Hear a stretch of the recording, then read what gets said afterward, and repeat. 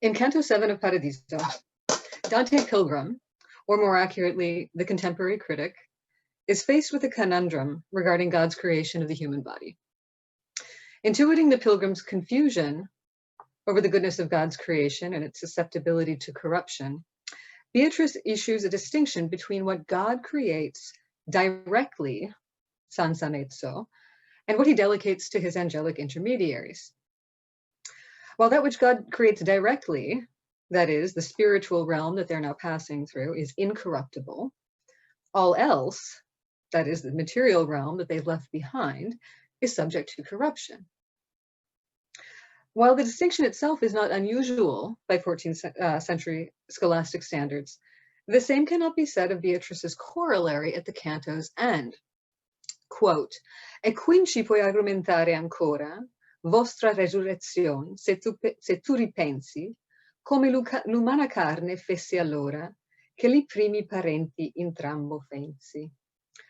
So in Singleton's translation, and hence you can infer your resurrection if you reflect how was the making of human flesh when the first parents were both formed. So Beatrice's logic here is not entirely transparent, but if we are to infer the resurrection of the body from the foregoing distinction, the human body would seem to fall under the first category, that of God's immediate creation, which means it was created incorruptible. Ergo, it is only natural that it will rise again. Or so it seemed for most of Dante's early commentators, beginning with his own son Pietro, who glosses these verses as follows. Hence, Beatrice takes this reason as a valid argument for the resurrection of the flesh, that is, that it was immediately created by God, and that is the end. Presumably he's referring to the end of the canto when he says that is the end, but you never know. At any rate, it all seems pretty straightforward. Of course, when Pietro got around to his third commentary, about 20 years later, he takes a rather different tack.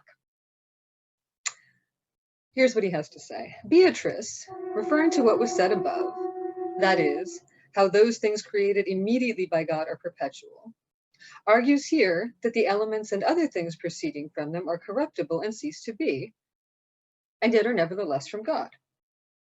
And she resolves this by saying that unlike those things that proceed immediately from God, such as the Empyrean and the angels and our souls, the aforementioned elements and the sensitive souls of beasts and the vegetative souls of plants are produced and complexionally disposed by God's immediately created intermediaries, such as the planets, as Thomas sets forth in the first part of the Summa, where he says that the souls of brutes are produced by some power of the body, whereas the human soul is produced by God.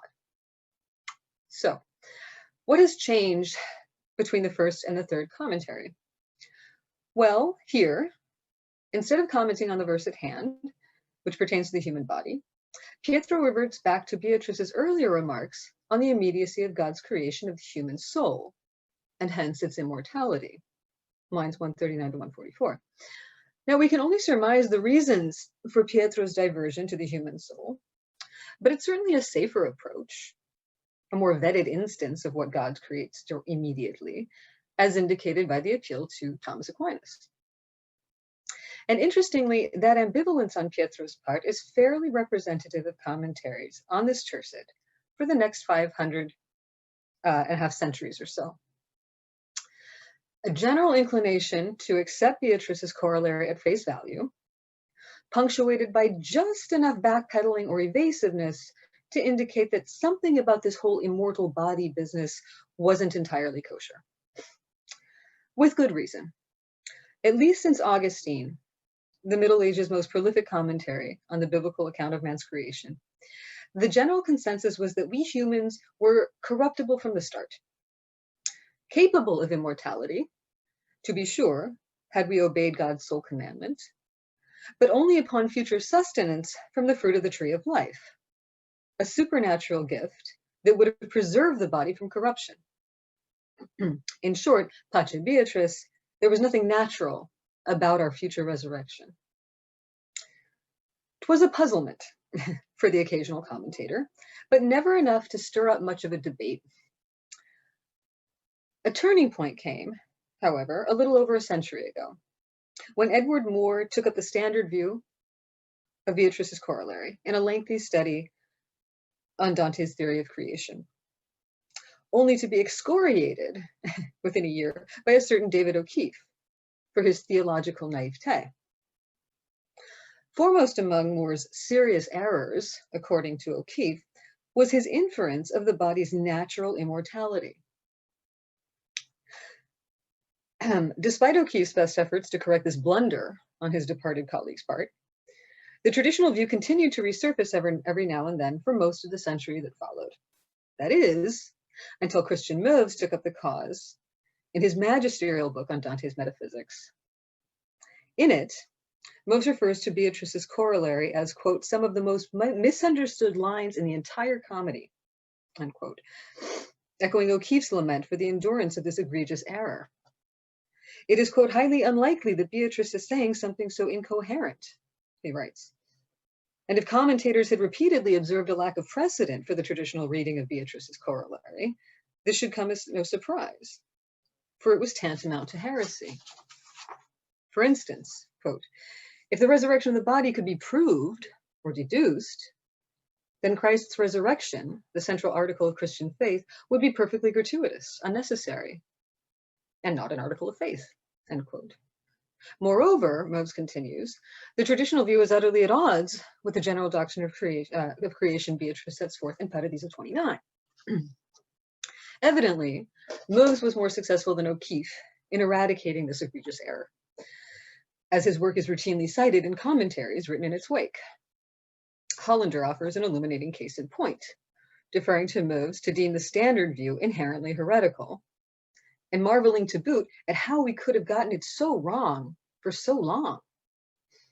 After all, he writes, this is Hollander, no Christian authority ever said the human body was eternal, even in its original prelapsarian condition, end quote. Case closed. Meuves was right. Beatrice couldn't possibly be saying something so incoherent. And yet, I beg to differ. Having spent an inordinate amount of time on Dante's treatment of the resurrection, I don't think the traditional reading of Beatrice's corollary on the human body, to wit, its incorruptibility before the fall, and hence its future resurrection, I don't think that reading was ever given a fair trial. At the very least, it merits more sustained attention than it's been given up till now, and this I submit for two reasons. The first is that, contrary to what the commentaries tell us, this view was by no means unprecedented in Dante's day. Unconventional, yes.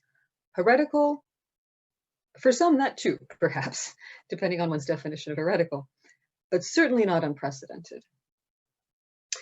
The second reason is that this vision of the human body need not be read as incompatible with Dante's general doctrine of the creation in Paradiso 29.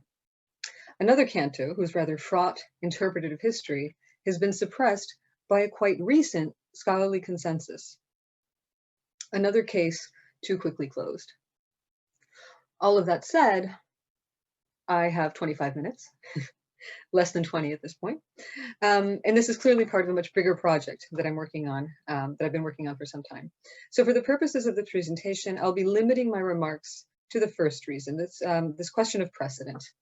And I'll be tracking the origins and evolution of this idea that the human body was created incorruptible, the premise of Beatrice's corollary.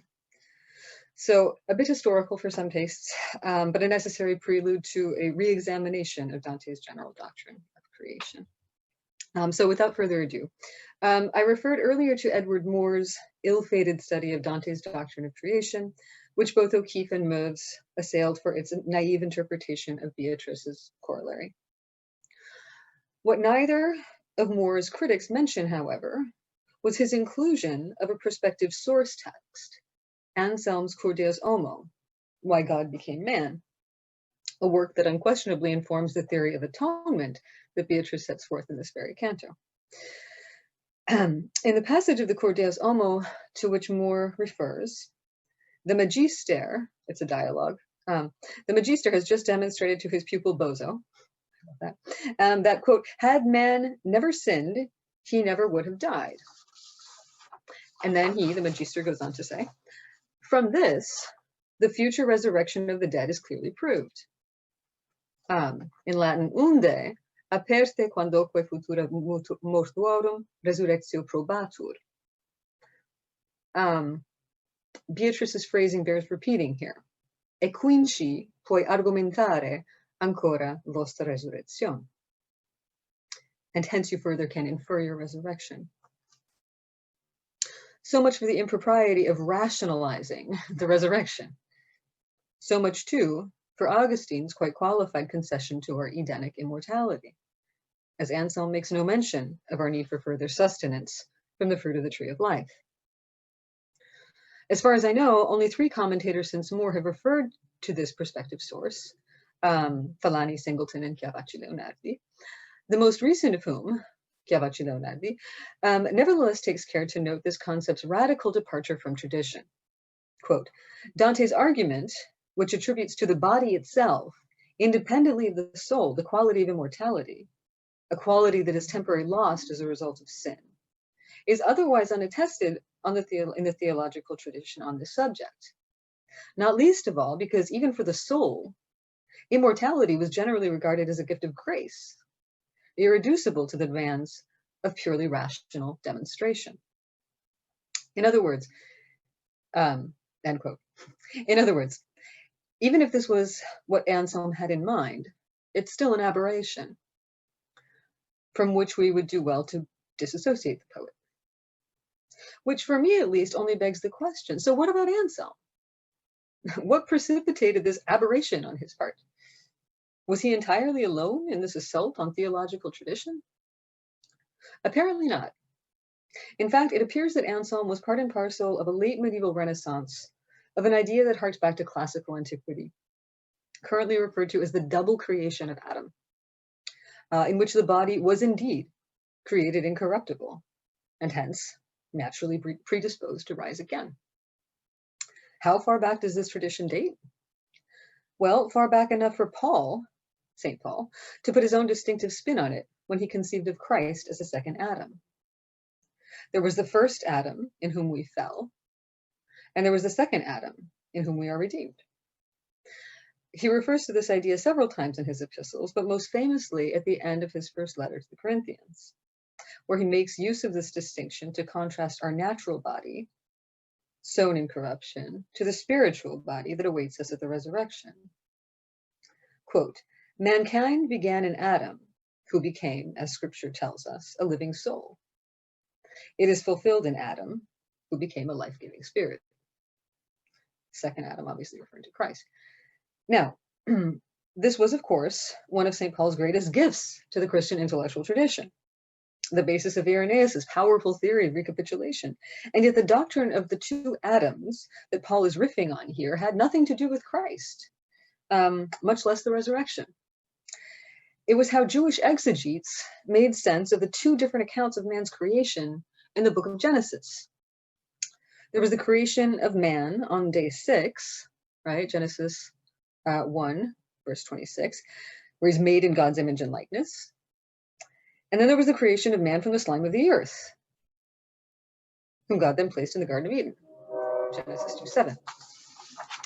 According to Philo of Alexandria, the first Adam referred to the idea of man, idea in the Platonic sense of the word, a pure object of thought, incorporeal and incorruptible, whereas the second Adam referred to his empirical counterpart, a corruptible being of flesh and blood. While the 2 Adams of Hellenic Judaism were pretty much eclipsed by Paul's revision of them in the Latin West, the idea endured in the Greek-speaking East, where it was gradually accommodated to a new Christian context by Philo's Alexandrian successors, beginning with Origen. Whereas Philo obviously had no interest in the fall, Origen adapts his static model to account for man's condition before and following his vision of a prehistoric fall. While man was originally a disembodied soul, immortal and incorruptible, according to Origen, the fall brought with it man's embodiment, a condition from which he would eventually be freed through spiritual ascesis. So obviously, it's Origen, right?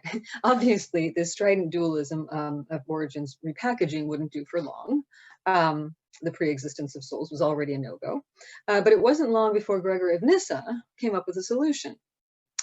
According to Gregory, Adam was embodied from the start, but his body was of a spiritual nature, immortal and incorruptible. However, it came fully equipped with an animal body that would be activated, so to speak, in the event of a fall, the possibility of which God obviously foreknew. I'm envisioning airbags that only inflate in case of a car crash, if that helps.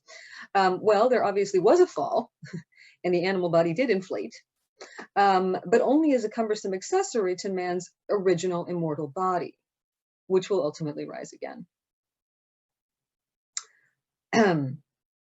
Nor need we wonder at this process, according to Gregory, who runs through a series of analogies to the behavior of scattered quicksilver and seed and sperm to show that, quote, the preaching of the resurrection contains nothing beyond those facts which are known to us experimentally. A far cry from a mystery of faith, no doubt. But evidently, this posed no obstacle to the double creation of Adam's dissemination for centuries to come. Other venerable adherents included Gregory of Nazianzus, Maximus the Confessor, and eventually an odd Westerner, John Scotus Eriugena, who's really the centerpiece of this historical trajectory.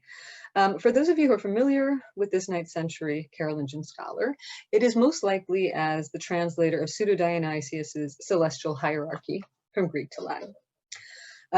First systematic work of angelology, whose late medieval legacy can scarcely be exaggerated. That said, his translation, Eriugena's translation of the Dionysian corpus, which he wrote on commission from Emperor Charles II, was but a piece of his self-appointed role as theological mediator between East and West. Having already translated most of the aforementioned Greek fathers' greatest hits, Eriugena penned a number of original works under their inspiration, the most significant of which, for our purposes, was his Paraphysion, the division of nature, it's usually called in English, a behemoth in 5 books, the 4th of which was devoted to the creation of man, or to human nature, I should say. While Eriugena relies heavily on Gregory of Nyssa's version of the double creation of Adam, he does make one addition, which is to ensure the resurrection of our accessory or animal body, along with its original immortal counterpart, thereby ensuring the restoration of our individual particularities, which was more of a Western preoccupation than an Eastern preoccupation. In any event, Eriugena is our vector here, the means whereby the idea of man's double creation makes its way west, and with it, the notion of our body's inherent incorruptibility, and thus its future resurrection, right? Beatrice's point, according to the traditional view. So how did the West respond? Well, it didn't, not for a while, anyway. Even Eriugena's translation of the Celestial Hierarchy, a work of monumental impact, was scarcely referenced before the end of the 11th century. It wasn't until then, and throughout the century that followed, that the influence of his translation makes itself felt, together, albeit to a less measurable extent, with his own treatise on nature, the Paraphysion. And what I mean by less measurable is that whereas the Celestial Hierarchy, due to the pseudo-apostolic origins of its author, Dionysius, was a work that naturally inspired full-scale commentaries, of which we have no shortage of examples, beginning with not 1 but 2 by Hugh of St. Victor, the same cannot be said of a relatively modern lay philosopher's original treatise on nature, whose influence requires a bit more sussing out, especially in an age when authorial citation practices leave much to be desired. The manuscript tradition is and has been a first logical step, and to judge from the quantity of extant examples of Eriugena's treatise, all fingers point to the cathedral school of Laon as a primary sphere of influence. So why might that be significant? Well, bear in mind that Laon's best known magister, Anselm of Laon, was formerly a student of Anselm of Aosta at the nearby school of Bec, before the latter became better known as the Archbishop of Canterbury and author of the Cur Deus Homo, a work that will hopefully be ringing bells as the lone source that has been postulated for Beatrice's corollary at the end of Paradiso 7, albeit as something of a fluke, a singular departure from the theological mainstream. I'll return in a moment to other prospective spheres of influence, but in the meantime, I should point out that the single most compelling piece of evidence we have for the dissemination of Eriugenist thought was the work of another well-known student of the elder Anselm, Honorius of Autun. While Honorius is best known for his immensely popular theological compendium, De Lucidarium, one of the most frequently copied and translated works of the later Middle Ages, translated into the vernacular, he was also the author of another vulgarizing text, the Clavis Physicae, or Key to Nature, which was a straight-up summary of Eriugenist's landmark treatise for those who couldn't avail themselves of the voluminous original. In it, he evidently felt no need to censor Eriugenist's Eastern influence regarding man's bodily creation. Indeed, in a chapter entitled, quote, that the body and soul are simultaneously created, unquote, he takes issue with the predominant view that man was created simultaneously, body and soul, if only one of those two parts, the soul, was made immortal and incorruptible. After characterizing this view as unamenable to reason, he writes, quote, therefore, as we maintain that the entire human nature, body and soul, would have been suitably made immortal and incorruptible, as I believe it was. Ut arbitror, I love that authorial interjection on Honorius's part. He also didn't feel the need to censor Eriugenist's use of this alternative position as an argument in favor of the resurrection. Once again, a far cry from a mystery of faith. This coming from Honorius of Autun, the pop theologian, if there ever was one. In short, to return to the traditional interpretation of Beatrice's corollary and its putative departure from the history of Christian thought, with one possible exception. Even if we were to restrict ourselves to the orbit of Léon, I think we would have good reason to dispense with this idea of St. Anselm as a lone wolf howling behind Beatrice's alleged incoherence. That the human body was made immortal was not the aberration it's been made out to be in contemporary Dante criticism. Eriugenist's mediation of an ancient Greek tradition that proposed precisely this did eventually resonate, not only for Anselm or for Anselm's inner circle, but, as scholars of Eriugena continue to discover, among the Victorines, the Chartrians, and Stephen of Tournai and Alain de Lille. Note that these are not minor figures. Indeed, perhaps the most compelling piece of evidence of all for Eriugenist's late medieval influence, albeit negative, was the eventual condemnation of his work in 1210 and again in 1225. It was then in 1225 that Pope Honorius III demanded that all copies of Eriugenist's Paraphysion, quote, swarming as it was with worms of heretical perversity, be burned. Of course, the condemnations had less to do with the treatise itself than with its recent appropriation by the Cathars on the one hand, and on the other by followers of a certain Almaric of Ben, the would-be brethren of the Free Spirit. More importantly, perhaps, the condemnations were to little avail. Suffice it to recall that Aristotle's works on natural philosophy were condemned in these same years. Some good that did. Eriugenist's division of nature would continue to circulate, particularly in the excerpts that accompanied his translation of Dionysius' Celestial Hierarchy, which never fell out of favor. And post-condemnation, theologians from Raymond of Lille to Nicholas of Cusa had no qualms about deferring to it openly. So where does this leave us with regard to the traditional interpretation of Beatrice's corollary? I do not pretend to have adduced a new or more compelling source, only to have hopefully established that it was far from an unprecedented view among late medieval theologians, and therefore that it not be deemed anathema in the annals of Dante studies. Perhaps one broader takeaway from all of this is that we be less quick to judge what constitutes religious orthodoxy in Dante's day, and moreover, hold him to it. In so doing, we do a disservice to the dynamism of medieval thought, perpetuating a resilient stereotype about these ages Petrarch regrettably deemed dark. If Honorius, the theologian I referred to earlier, felt free to buck tradition and say, I believe the human body was made immortal, and therefore it will rise again, should we expect any less from a theologizing poet? Thank you.